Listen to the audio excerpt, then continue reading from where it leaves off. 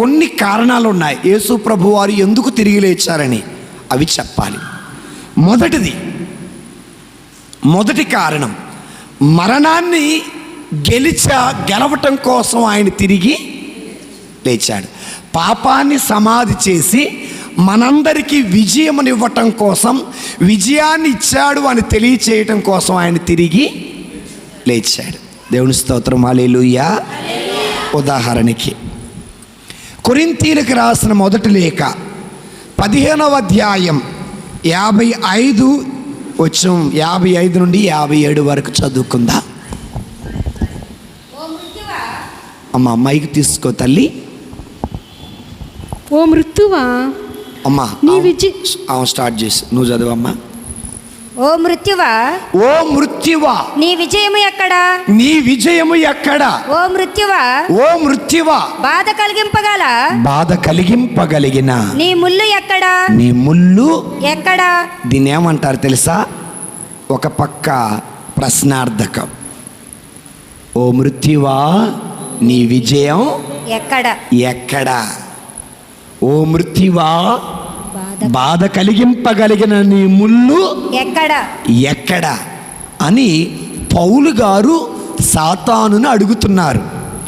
పౌలు గారు పాపాన్ని అడుగుతున్నారు. దేవుని స్తోత్రం, హల్లెలూయా, హల్లెలూయా.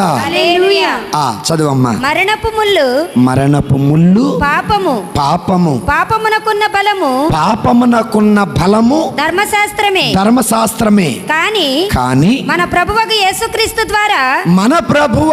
యేసుక్రీస్తు ద్వారా మనకు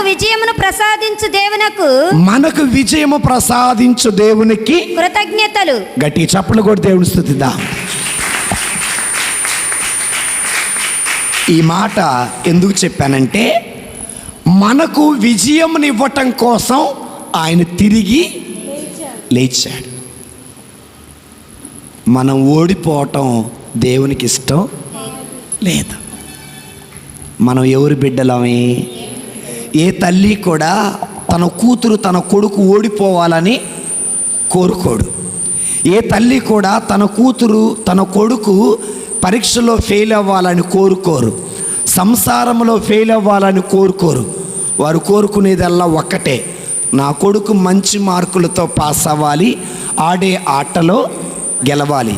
కన్న తల్లి కన్న తండ్రి అలా కోరుకున్నప్పుడు మనల్ని సృష్టించిన దేవుడు, మన సృష్టికర్త ఎప్పుడు మన విజయాన్నే కోరుకుంటాడు, కానీ మన నాశనాన్ని కోరుకోడు.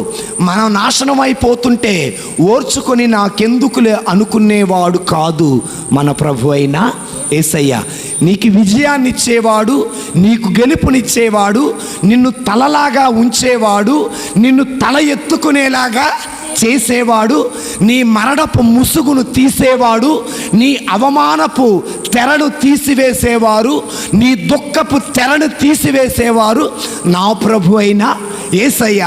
అది ఆయన పునరుత్థానం వలననే మనకు అది జరిగింది. Praise the lord.